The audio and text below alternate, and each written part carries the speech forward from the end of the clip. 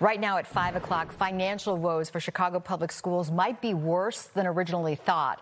The school district says it is $250 million short of what it is owed from Cook County, and that is on top of the $730 million budget gap for next year.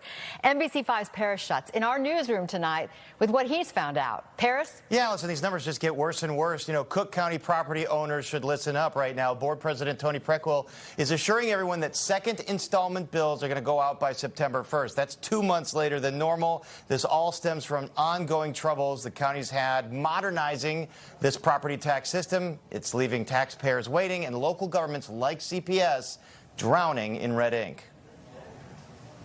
It's a problem a decade in the making. A troubled 2015 contract with a company called Tyler Technologies to modernize the county's property tax system. It's caused repeated delays in sending out property tax bills, meaning governments like CPS have to borrow to make ends meet. In fact, CPS says it paid $30 million in interest and penalties last year alone due to the late payments. And this year, CPS claims the county is shorted at $250 million of what it was owed from the first installment.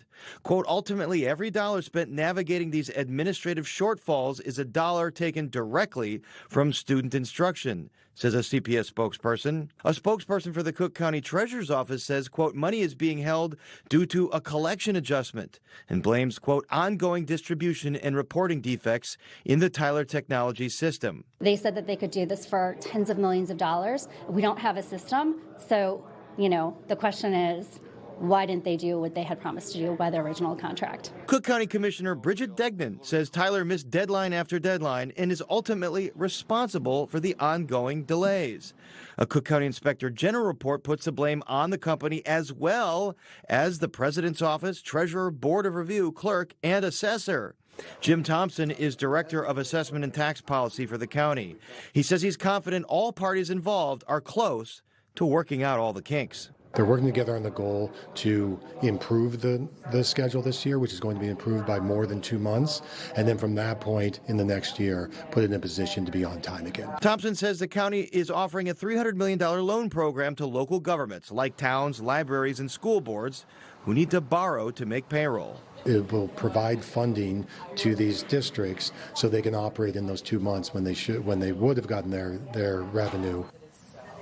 CPS, however, is not eligible for that loan, so Thompson and all parties involved say they are in ongoing talks to figure out a way to help CPS out, make their bills, make their payroll while they're waiting for that tax money that they're owed. Meanwhile, a spokesperson for Tyler Technologies told me they agree with the IG report, and they say they're, quote, fully committed to finishing this project with Cook County. Allison? Paris, I got to ask, because taxpayers have to wonder, if this contract is so rife with problems, why hasn't Cook County sued to just get out of it? And that's a question I've asked and others have asked over and over, because we mentioned, Allison, this goes back to 2015, and we've seen so many late bills, installment after installment. But what I was told was the contract really protects that company, so it makes legal action hard. And two, they're just so far along in this project with Tyler Technologies to modernize the system that they can't go back now. So it's almost like the parking meters. Sometimes you get bad deals, but you're stuck with them, and you got to make lemonade out of lemons. All Allison? Right. Thanks so much, Boy. Paris. Thank you. You put it that way.